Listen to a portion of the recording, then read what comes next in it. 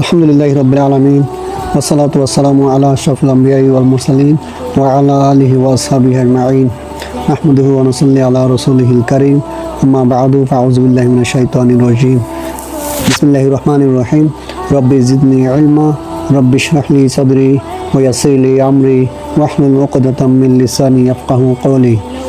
সকল নবীর মূল বার্তা ছিল মানব জাতিকে এক আল্লাহর ইবাদতের দিকে আহ্বান করা, তাওহীদ তথা আল্লাহর একত্ববাদ প্রতিষ্ঠা করা এবং শিরক থেকে বিরত রাখা, তারা মানুষকে সৎকর্ম করার, নৈতিকতা বজায় রাখার, পাপ থেকে দূরে থাকার এবং পরকালের জবাবদিহিতার জন্য প্রস্তুত হওয়ার শিক্ষা দিয়েছেন। নবীরা মানুষকে ভালো কাজ করতে এবং খারাপ কাজ থেকে বিরত থাকতে বলতে তারা মানুষকে সতর্ক করেছেন যে দুনিয়ার জীবন অস্থায়ী এবং পরকালে প্রত্যেককে কর্মফল অনুযায়ী বিচার করা হবে। প্রত্যেকের কর্মফল অনুযায়ী কে কেমন আল্লাহর ইবাদত করেছে পৃথিবীতে সে অনুযায়ী তার বিচার হবে। সকলেই মানুষকে শান্তিপূর্ণ সহাবস্থানে শিক্ষা দিয়েছেন এবং সকল নবী সমাজে সাম্য প্রতিষ্ঠার আহ্বান জানিয়েছেন। অর্থাৎ সমস্ত নবী এক আল্লাহর ইবাদতের দাওয়াত দিয়েছেন এবং বলেছেন আল্লাহ ছাড়া কোনো উপাস্য নেই, তোমরা তার ইবাদত করো। আর বিশ্বনবী মুহাম্মদ সাল্লাল্লাহু আলাইহি ওয়াসাল্লামও এই বাণী প্রচার করেছেন, লা ইলাহা ইল্লাল্লাহু মুহাম্মাদুর রাসূলুল্লাহ। অর্থাৎ আল্লাহ ছাড়া কোনো উপাস্য নেই, মুহাম্মদ সাল্লাল্লাহু আলাইহি ওয়াসাল্লাম আল্লাহর রসুল। সকল প্রশংসা একমাত্র আল্লাহ তাআলার, যিনি সমগ্র সৃষ্টি জগতের মালিক। শান্তি ও দরুদ বর্ষিত হোক প্রিয় নবী মুহাম্মদ সাল্লাল্লাহু আলাইহি ওয়াসাল্লামের উপর, যিনি মানবতার জন্য চূড়ান্ত রহমত হয়ে এসেছেন এবং আল্লাহর বাণী প্রচারের মাধ্যমে মানব জাতিকে পথ দেখিয়েছেন। প্রিয় ভাই ও বোনেরা, আজকের আলোচনার উদ্দেশ্য আমাদের মহান দ্বীন ইসলাম, যা কেবলমাত্র জ্ঞানের আলোয় নয়, এটি জীবনযাপনের একটি পূর্ণাঙ্গ বিধান। এটি শান্তি, ভালোবাসা এবং ন্যায়পরায়ণতার বার্তা বহন করে। আমরা জানি আল্লাহ তাআলা পবিত্র কোরআনে বারবার উল্লেখ করেছেন ইসলামের বাণী প্রচারের বিষয়ে। সূরা আল মাইদার 67 নম্বর আয়াতে আল্লাহ বলেন, ইয়া আইয়ুহার রাসূলু বাল্লিগ মা উনজিলা ইলাইকা মির রাব্বিক। অর্থাৎ হে রসুল, যা কিছু আপনার প্রভুর পক্ষ থেকে আপনার প্রতি নাজিল করা হয়েছে তা প্রচার করুন। এছাড়াও বিদায় হজের ভাষণে নবীজি সাল্লাল্লাহু আলাইহি ওয়াসাল্লাম স্পষ্টভাবে বলেছেন, তোমরা আমার কাছ থেকে জ্ঞান গ্রহণ করো এবং তা অন্যদের মাঝে ছড়িয়ে দাও। আমি জানি আমি একজন মাওলানা বা বড় আলেম, মুফতি বা মুফাসসির নই, কিন্তু আল্লাহর বাণী প্রচার করা শুধু মাওলানা কিংবা মুফতিদের কাজ নয়, এটি উম্মতে মুহাম্মদের প্রত্যেকটা ব্যক্তির দায়িত্ব।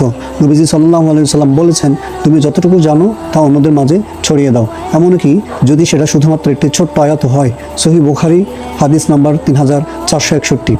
এখানে বিশ্বনবী সাল্লাল্লাহু আলাইহি ওয়াসাল্লাম শুধুমাত্র মাওলানা মুফতিদের উদ্দেশ্য করে বলেননি, উম্মতে মুহাম্মদের সকল ব্যক্তিদের উদ্দেশ্য করে এই দায়িত্ব তিনি সমর্পণ করেছেন। সুতরাং ইসলামের মৌলিক বার্তা মানুষের কাছে পৌঁছে দেওয়া প্রতিটি মুসলমানের ইমানি দায়িত্ব। মহানবী সাল্লাল্লাহু আলাইহি ওয়াসাল্লামের আরেকটি বিখ্যাত হাদিস আছে, যেখানে তিনি বলেছেন, আল্লাহ যার দ্বারা একটি মানুষকে হেদায়েত দান করেন তা তার জন্য দুনিয়া ও দুনিয়ার সব কিছুর চেয়ে উত্তম। সহিহ মুসলিম। ইসলামের দাওয়াতের গুরুত্ব কত অপরিসীম এবং কাদের উপর এই দায়িত্ব তিনি অর্পণ করে গিয়েছেন। কারা এই দাওয়াতের কাজ করার হকদার? শুধুমাত্র মাওলানা মুফতিরা, নাকি উম্মতে মুহাম্মদের সকল ব্যক্তি? তা বিদায় হজের ভাষণে দেয়া নবীজি সাল্লাল্লাহু আলাইহি ওয়াসাল্লামের নির্দেশনাগুলোর দিকে নজর দিলে স্পষ্ট হয়ে যায়। বিদায় হজের ভাষণে নবী মুহাম্মদ সাল্লাল্লাহু আলাইহি ওয়াসাল্লাম মুসলিম উম্মার জন্য গুরুত্বপূর্ণ কিছু দিক নির্দেশনা প্রদান করেন। এর মধ্যে একটি বিশেষ তাগিদ ছিল তার কথাগুলো উপস্থিত মানুষদের মাধ্যমে অনুপস্থিতদের কাছে পৌঁছে দেওয়ার।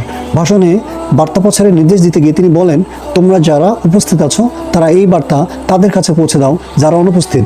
সহিহ বুখারী হাদিস নাম্বার 105। বিদায় হজের ভাষণে নবী সাল্লাল্লাহু আলাইহি ওয়াসাল্লাম ইসলামের মূলনীতিগুলো স্পষ্ট করেন এবং বলেন এটা তার দায়িত্ব ছিল সেসব বার্তা পৌঁছে দেওয়া। উপস্থিতদের দায়িত্ব হলো এটি আগামী প্রজন্ম এবং অন্যান্য অনাগত মানুষদের মধ্যে ছড়িয়ে দেওয়া। সেই ভাষণে তিনি ইসলামী মানবাধিকার ও নৈতিকতার শিক্ষা দিয়েছেন। বিদায় হজে নবী সাল্লাল্লাহু আলাইহি ওয়াসাল্লাম মানবাধিকার, নারী ও পুরুষের অধিকার, অর্থনৈতিক সাম্য এবং পারস্পরিক ভালোবাসার গুরুত্বের উপর জোর দিয়েছেন। এগুলো ইসলামের সৌন্দর্য এবং মানবতার কল্যাণের বার্তা। নবী সাল্লাল্লাহু আলাইহি ওয়াসাল্লাম এই নির্দেশ ছিল এই নীতিগুলো মুসলিম উম্মাহ এবং অনাগত মানুষের কাছে পৌঁছে দেওয়া। পবিত্র বাণী প্রচারের তাগিদ দিয়ে মহান আল্লাহ বলেন, আজকের দিনে তোমাদের জন্য তোমাদের দিনকে পূর্ণাঙ্গ করলাম, তোমাদের প্রতি আমার অনুগ্রহ সম্পন্ন করলাম এবং ইসলামকে তোমাদের জন্য দিন হিসেবে মনোনীত করলাম। সূরা আল মাইদা আয়াত নম্বর 3। এই আয়াতের প্রতি ইঙ্গিত করে নবী সাল্লাল্লাহু আলাইহি ওয়াসাল্লাম বলেন যে ইসলাম হলো একটি পরিপূর্ণ জীবন ব্যবস্থা এবং এটি প্রচার করা প্রতিটি মুসলিমের দায়িত্ব। নবীজি সাল্লাল্লাহু আলাইহি ওয়াসাল্লাম বলেন, আমি তোমাদের মধ্যে দুটি জিনিস রেখে যাচ্ছি, যদি এগুলোকে তোমরা দৃঢ়ভাবে আঁকড়ে থাকো তাহলে কখনো পথভ্রষ্ট হবে না। একটি হলো আল কোরআন এবং অন্যটি আমার সুন্নাহ। এটি তার দাওয়াতি নির্দেশনা এবং মুসলিম উম্মার দায়িত্ব স্পষ্ট করে। বিদায় হজ্জের ভাষণের মাধ্যমে নবীজি সাল্লাল্লাহু আলাইহি ওয়াসাল্লাম ইসলামের দাওয়াতি বার্তার ভিত্তি স্থাপন করে গিয়েছেন। নবী সাল্লাল্লাহু আলাইহি ওয়াসাল্লামের বার্তা ছিল দাওয়াতকে একটি ধারাবাহিক প্রক্রিয়া হিসেবে চালিয়ে যাওয়ার এবং প্রতিটি প্রজন্মের মধ্যে আল্লাহর বাণী পৌঁছে দেওয়ার তাগিদ। নবী সাল্লাল্লাহু আলাইহি ওয়াসাল্লাম এই নির্দেশনা মুসলমানদের জন্য একটি চিরস্থায়ী দায়িত্ব হিসেবে দেখা হয়। তাই আমাদের প্রত্যেক মুসলমানের এই মহান দায়িত্ব পালন করা উচিত, কারণ ইসলামের সৌন্দর্য ও তাওহীদের বার্তা মানুষের কাছে পৌঁছানোর মাধ্যমে আমরা আল্লাহর সন্তুষ্টি লাভ করতে পারি। আজকের দুনিয়া অস্থির, আমরা সঠিক পথ থেকে অনেক দূরে সরে গিয়েছি। তাই ইসলামের শান্তি ও সত্যের বাণী প্রচার করার প্রয়োজন আগের যে কোনো সময়ের চেয়ে অনেক বেশি। আমি যদি পবিত্র কোরআনের একটি আয়াতও সঠিকভাবে পৌঁছে দিতে পারি, তবে সেটি হবে আমার ক্ষুদ্র প্রচেষ্টার মাধ্যমে একটি বড় অবদান। সূরা আল ইমরানের 110 নম্বর আয়াতে আল্লাহ তাআলা বলেন, তা'মুরুনা বিল মা'রুফি ওয়া তানহাউনা আনিল মুনকার ওয়া তু'মিনুনা বিল্লাহি। তোমরা সৎ কাজে আদেশ করবে ও অসৎ কাজে নিষেধ করবে এবং আল্লাহর প্রতি বিশ্বাস স্থাপন করবে।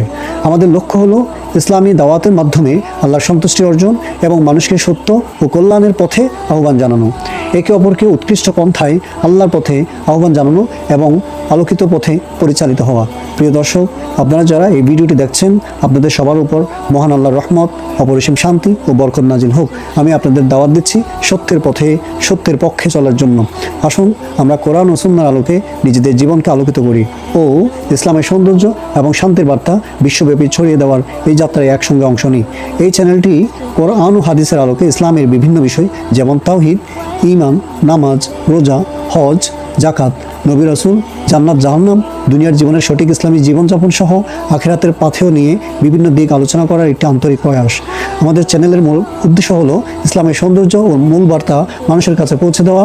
এর মাধ্যমে আমরা কোরআন ও হাদিসের আলোকে বিভিন্ন বিষয়ে কথা বলি, বিশেষত মানুষকে তাওহীদের পথে আহ্বান জানানো, ইসলামের বিধান অনুসরণে উদ্বুদ্ধ করা এবং পরকাল, জান্নাত জাহান্নাম, কিয়ামত, হাসর সহ বিভিন্ন গুরুত্বপূর্ণ বিষয়ে সচেতনতা সৃষ্টি করা। আমাদের লক্ষ্য হলো মানুষকে চিরসত্যের পথে আহ্বান জানানো এবং উম্মতের মুহাম্মদের উপর অর্পিত দায়িত্ব হিসেবে আল্লাহর চূড়ান্ত দাওয়াত দেওয়া। এর ফলে আমরা আশা করি মানুষ ইসলামের প্রতি আকৃষ্ট হবে এবং সঠিক পথে পরিচালিত হতে সচেষ্ট হবে ইনশাআল্লাহ। হে আল্লাহ, আপনি আমাদের এই উদ্যোগকে কবুল করুন। আমাদের জ্ঞান, আমল ও দাওয়াতকে সৎপথে পরিচালিত করুন। আপনার প্রতি কোরআন, প্রিয় নবীজি সাল্লাল্লাহু আলাইহি ওয়াসাল্লাম সুন্নাহর আলোকে আমাদের জীবনের প্রতিটি পদক্ষেপ সাজানোর তৌফিক দিন। হে দয়াময়, আমাদের পরিশ্রমকে মানুষের জন্য কল্যাণকর করুন এবং আমাদের অন্তরে সত্যকে গ্রহণ করার তৌফিক দিন। আমাদের দাওয়াতের মাধ্যমে মানুষকে সঠিক পথে পরিচালিত করুন। আপনার রহমত দিয়ে আমাদের পরিবেষ্টন করে রাখুন এবং জান্নাতুল ফেরদৌসে আপনি আমাদের স্থান দিন। আমিন। সাবস্ক্রাইব করুন আমাদের কোরআনিক শাউট চ্যানেলটি এবং লাইক, কমেন্ট, শেয়ার করে ইসলামের দাওয়াতের মতো এই মহান কাজে অংশীদার হন। আসুন আমরা একসঙ্গে সত্যের পথে এই মহৎ যাত্রা শুরু করি। আল্লাহ আমাদের সাহায্য করুন। পরিশেষে বলি, ওমা আলাইনা ইল্লাল বালাগুল মুবিন। আমাদের দায়িত্ব শুধুমাত্র পরিষ্কারভাবে বার্তা পৌঁছে দেওয়া। সূরা ইয়াসিন আয়াত 17। আসসালামু আলাইকুম ওয়া রাহমাতুল্লাহি ওয়া বারাকাতুহু।